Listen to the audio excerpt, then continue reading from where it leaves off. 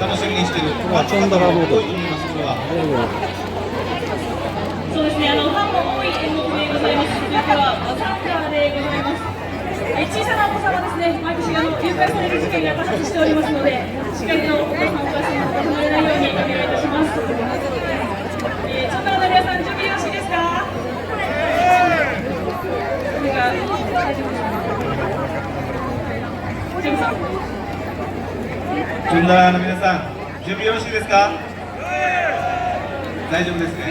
はい、それでは花火も上がっておりますので、チョンドラの皆さんがやりますバザンガーをお届けします。皆様、手拍子よろしくお願いいたします。は